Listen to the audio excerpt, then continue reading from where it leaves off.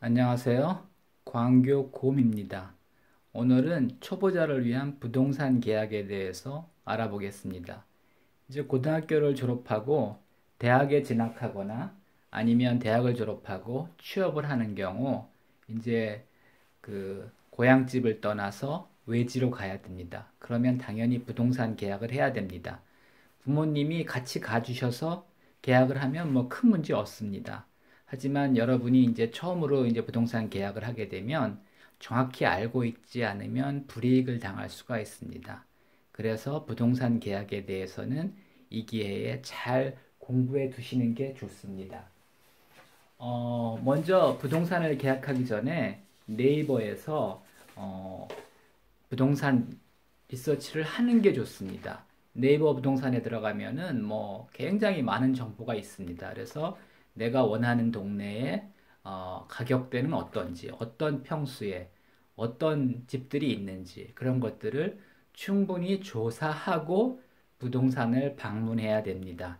아무것도 모르고 가면은 부동산들 중에는 뭐 그냥 대충 소개시켜주고 또 약간 거짓말하는 경우도 있습니다. 그래서 여러분들이 미리미리 조사를 해보고 가야지 속을 염려가 없습니다.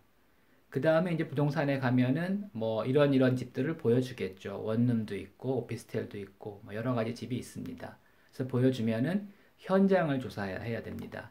현장을 가서 꼼꼼하게 확인을 해야 됩니다. 겉보기는 멀쩡하지만 뭐 물이 새는 경우도 있고 곰팡이가 피는 경우도 있고 또 이제 방문했을 당시에는 문제가 안 되는데 나중에 가보면 소음이 있는 경우도 있고 뭐 여러 가지 문제가 있습니다. 그래서 꼼꼼하게 현장을 잘 조사해야 됩니다.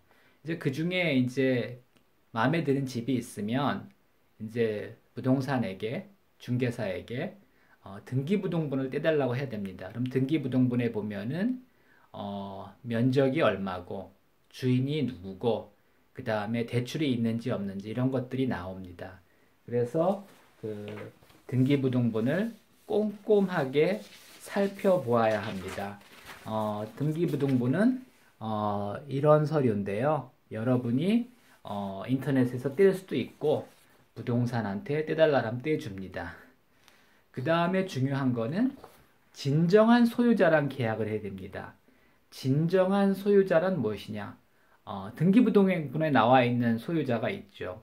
보통은 뭐 집은 아들 이름으로 되어 있는데 관리는 부모님이 하는 경우도 있고 또한 집주인이 관리하지 않고 부동산이나 대리인한테 이렇게 위탁해서 위임해서 관리하는 경우도 있습니다.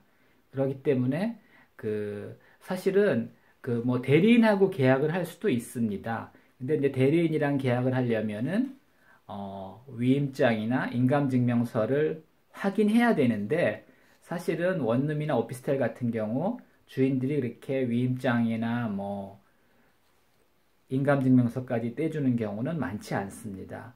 그래서 가능하면 진정한 소유자, 다시 말해서 등기부등본의 소유자랑 계약을 하는 게 좋습니다. 하지만 그렇지 못할 경우는 대리인이랑 할 수도 있습니다. 그때는 신분증, 대리인 신분증이 되겠죠. 신분증 꼭 정확하게 확인하고 그 다음에 위임장과 인감증명서도 가능하면 확인하는 게 좋습니다. 그 다음에 계약금이나 잔금은 꼭 그 소유자의 계좌로 송금하는 게 좋습니다. 계약은 대리인과 하더라도 송금은 본인 계좌로 하는 게 좋습니다. 그리고 계약 시에는 소유자를 만날 수 없다고 하더라도 잔금 시, 입주 전에는 주인을 한번 만나서 그 주인과 그 주인이 의뢰한 계약이 뭐 사실인지 확인하고 또한 주인이 어떤 분인지도 파악해 놓는 것이 좋습니다. 그래서 간단히 정리해 드리면 등기부등본을 잘 확인해라. 그 다음에 가능하면 진정한 소유자랑 계약해라. 대리인이랑 할 경우에는 위임장이나 인감증명서를 잘 확인해라. 이렇게 말씀드릴 수 있겠습니다. 이상입니다.